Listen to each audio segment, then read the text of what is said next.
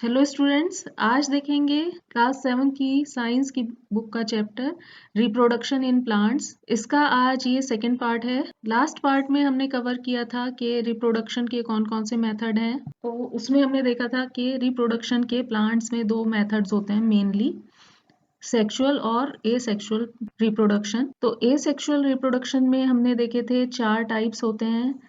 Asexual में vegetative propagation, budding, spore formation and fragmentation. तो इसका फर्स्ट पार्ट आज के वीडियो में डिस्कस करेंगे, यानी वेजिटेटिव प्रोपेगेशन क्या होता है इसको डिटेल में समझेंगे। तो इसके लिए वेजिटेटिव प्रोपेगेशन के लिए हमने प्लांट्स की स्ट्रक्चर की स्टडी की थी। उसमें हमने बताया था कि जो प्लांट्स होते हैं उसमें बर्ड्स प्रेजेंट रहती हैं, एक्सिलरी बर्ड्स होती हैं और टर्मिनल बर्ड्स होती हैं, जो वेजिटेटिव प्रोपेगेशन के लिए सबसे ज़्यादा इम्पॉर्टेंट होती हैं। तो जब ये जो बर्ड्स हैं अगर ये स्टेम पर प्रेजेंट होती हैं तो हम स्टेम्स के थ्रू वेजिटेटिव प्रोपेगेशन कर सकते हैं। अगर रूट्स में, मॉडिफाइड रूट्स में वेजिटेटिव ये एक्सिलरी बर्ड्स प्रेजेंट हैं तो रूट्स से हम वेजिटेटिव प्रोपेगेशन कर सकते हैं, और लीव्स में बर्ड्स प्रेजेंट हैं तो हम लीव्स से भी वेजिटेटिव प्रोपेगेशन कर सकते हैं, नए प्लांट्स ग्रो करवा सकते हैं। सो वेजिटेटिव प्रोपेगेशन में हम न्यू प्लांट ग्रो करने के लिए क्या करते हैं, हम जो हमारे पास एग्जिस्टिंग प्लांट है उसके स्टेम्स का, रूट्स का या लीव्स का यूज करते हैं नया प्लांट ग्रो करवाने के लिए। तो जो हमारे पास एग्जिस्टिंग प्लांट है उसके ऊपर जो बर्ड्स होती हैं उनका यूज किया जाता है नए प्लांट्स को ग्रो करवाने के लिए।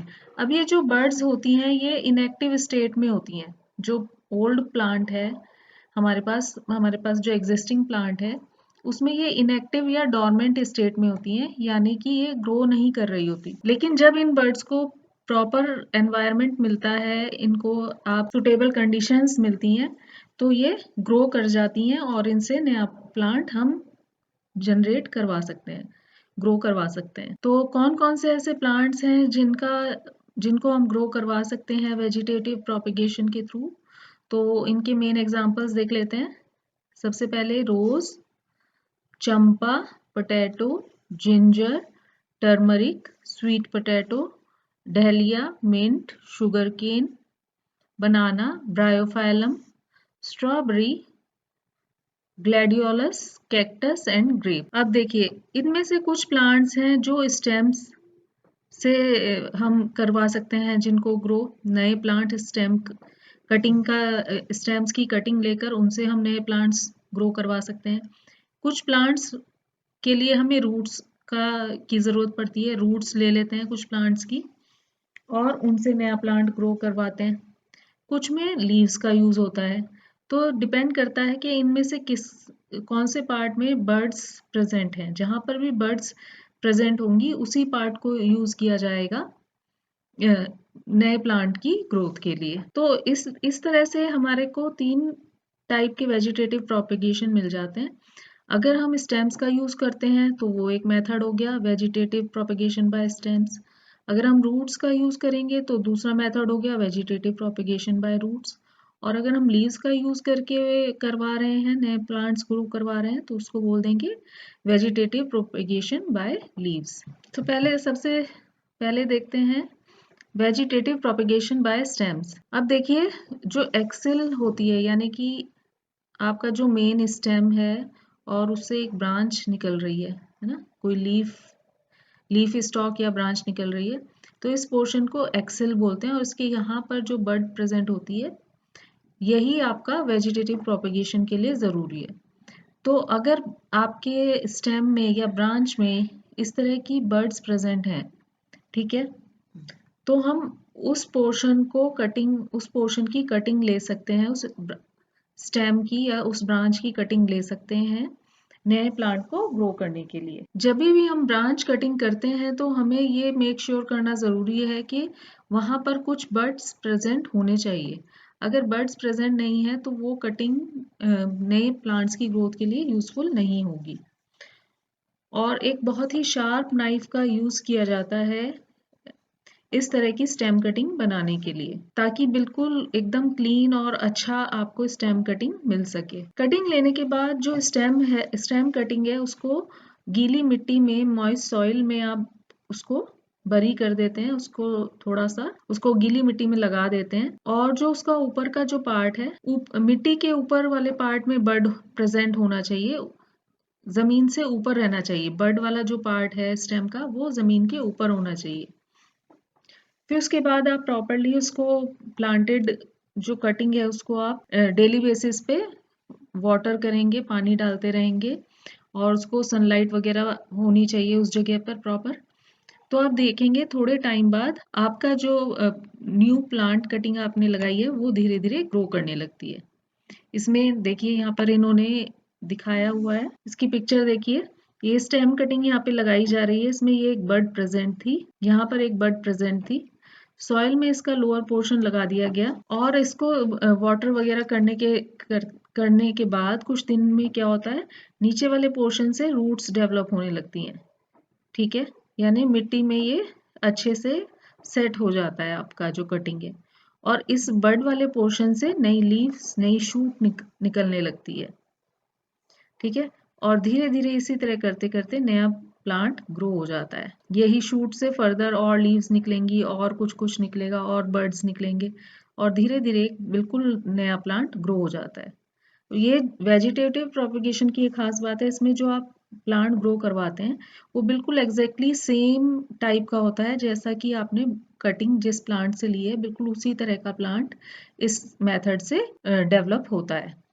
बिल्कुल पेरेंट प्लांट की तरह होता है। जो आप नया प्लांट ग्रो करवाते हैं बिल्कुल इसके पेरेंट प्लांट की तरह ये होता है। तो ये वाला जो मेथड है ब्रांच कटिंग का मेथड, ये कौन से प्लांट्स के लिए हम यूज करते हैं? ये यूज होता है रोज के लिए, चंपा, grapes, sugarcane, bananas, bougainvillea, chrysanthemum, cactus, हिना यानी कि मेहंदी।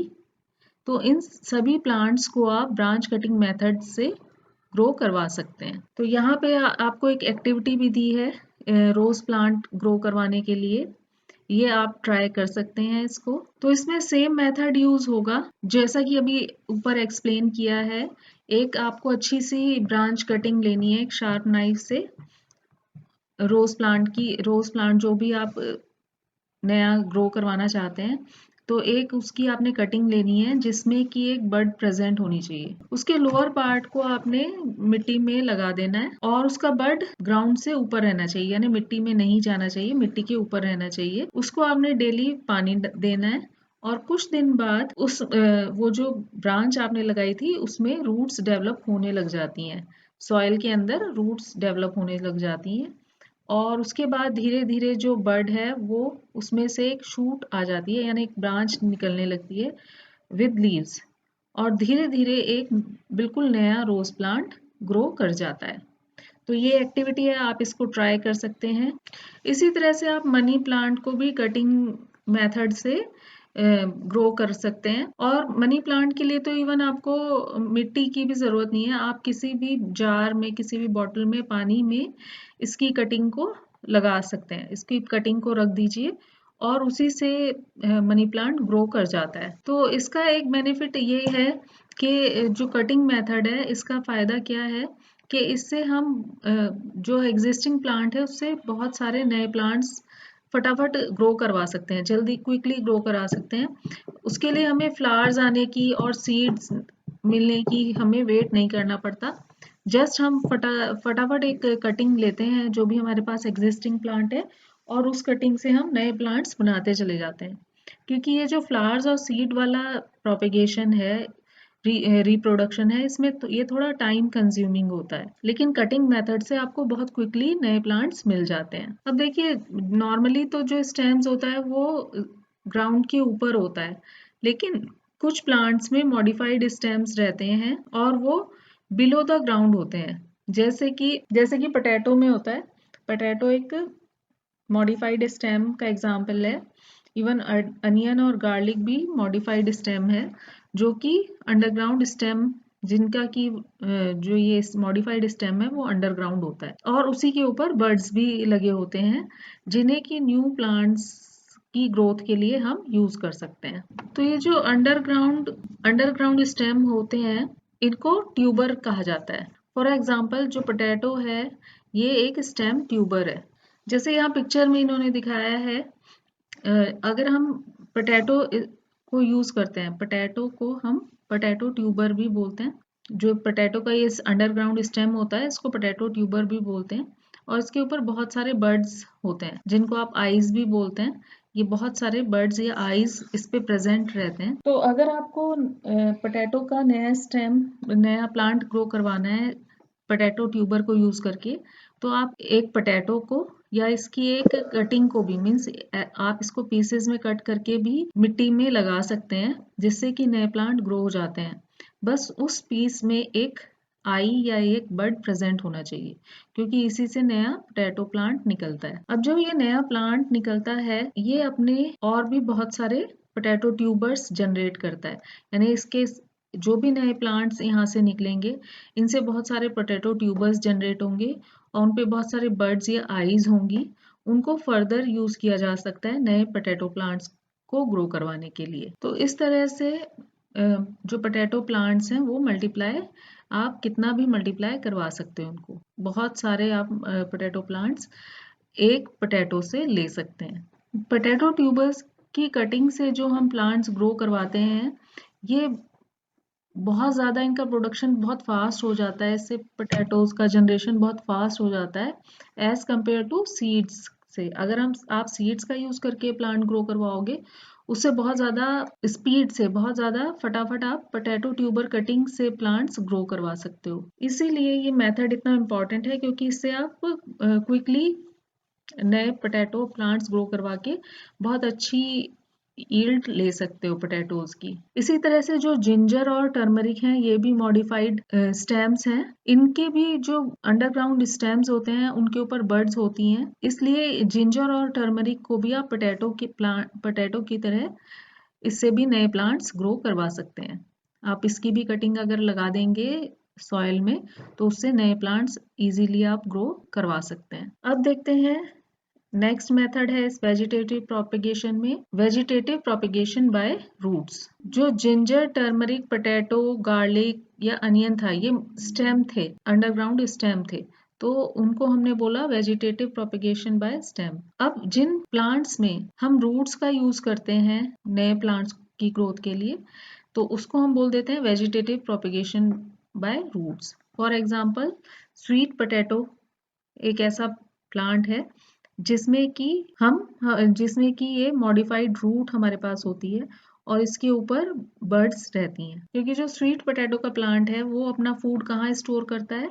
रूट में स्टोर करता है। मॉडिफाइड रूट होती है इसकी, जिसको कि खाते भी हैं आप लोग। तो इसी पार्ट के ऊपर बर्ड्स या आईज प्रेजेंट होती हैं, जिनको कि आप नए प्लांट्स की ग्रोथ के लिए यूज कर सकते हैं। इसकी रूट्स को रूट ट्यूबर्स बोला जाता है। तो दूसरा ऐसा प्लांट जिसमें कि रूट्स से वेजिटेटिव प्रोपेगेशन करवाया जाता है, वो है डहेलिया। डहेलिया में भी रूट ट्यूबर्स होते हैं, यानी कि प्लांट का सारा फूड रूट में स्टोर रहता है। तो इसमें भी रूट्स, ये जो स्वीट पोटैटो है या डहेलिया है, इसमें रूट का यूज किया जाता है नए प्लांट्स से वेजिटेटिव प्रोपेगेशन कराने के लिए। जैसे कि पोटैटो में आपने देखा था, इसी तरह इसका भी आप लगा देंगे कुछ पीस या कंप्लीट एक रूट ट्यूबर लगा देंगे, तो जहां पर भी बर्ड्स प्रेजेंट होंगी, उनसे नई शूट्स निकलनी स्टार्ट हो जाती हैं और नया प्लांट जनरेट हो जाता है। इसमें लास्ट मेथड है वेजिटेटिव प्रोपेगेशन बाय लीव्स। कुछ प्लांट्स ऐसे होते हैं जिनकी लीव्स में बर्ड्स प्रेजेंट होती हैं, तो ऐसे प्लांट्स से नए प्लांट्स लेने के लिए हम इसकी लीव्स का यूज करते हैं। ऐसा एक प्लांट है ब्रायोफाइलम। तो ब्रायोफाइलम प्लांट की ये लीफ शो हो रही है। इसकी जो एजिज हैं, एजिज में बर्ड्स प्रेजेंट रहती हैं। यहाँ पर ये आप देख रहे हैं, ये सारी बर्ड्स हैं। तो जब ये लीफ मिट्टी में गिर जाती है बाई चांस, या आप इसको मिट्टी में लगा देते हैं, तो इसकी एजिस से ये शूट्स निकलना शुरू हो जाती हैं। ये देखिए छोटे छोटे रूट्स निकल रही हैं, मिट्टी में चली जाती हैं जो, और ऊपर शूट निकलना शुरू हो जाती हैं। तो ये 3-4 प्लांटलेट्स यहाँ पे इन्होंने छोटे छोटे दिखाए हुए हैं। तो इवन अगर बाय चांस भी कोई लीफ प्लांट से मिट्टी में गिर जाती है, तो वो अपने आप नए नए प्लांट्स जनरेट करती चली जाती है, करती चली जाती है। लीफ से ही नए प्लांट अपने आप ग्रो होते रहते हैं, तो ये प्लांट अपने आप ही मल्टीप्लाई होता चला जाता है। इसका एक और एग्जाम्पल है बेगोनिया। एक और ऐसा प्लांट है जिसमें लीफ के थ्रू वेजिटेटिव प्रोपिगेशन होता है, जिसका नाम है बेगोनिया। इसकी भी जो लीव्स के ऊपर बर्ड्स होती हैं, जिससे कि नए प्लांट्स ग्रो हो सकते हैं। इसी तरह जो कैक्टस एक ऐसा प्लांट है जिसके कि अगर पार्ट्स मिट्टी में गिर जाएं, डिटैच होकर मेन बॉडी से नीचे मिट्टी में अगर गिर जाता है कैक्टस प्लांट का कोई पार्ट, तो उससे भी ऑटोमेटिकली रूट्स निकलने लगती हैं और वो नए प्लांट के रूप में ग्रो हो जाता है। यहाँ कैक्टी से मतलब कैक्टस ही है। कैक्टी में सारे टाइप के कैक्टस आ गए। कैक्टस सिंगुलर है और कैक्टी इसकी प्लूरल फॉर्म है। ये था वेजिटेटिव प्रोपिगेशन। नेक्स्ट वीडियो में इसके एसेक्सुअल प्रोपिगेशन के, एसेक्सुअल मेथड ऑफ रिप्रोडक्शन के और टाइप्स देखेंगे। आज के वीडियो में इतना ही। वीडियो कैसा लगा आप कमेंट करके बता सकते हैं। अच्छा लगे तो लाइक कीजिए, शेयर कीजिए। चैनल पे नए आए हैं तो सब्सक्राइब जरूर कीजिए। Thank you for watching. Have a nice day.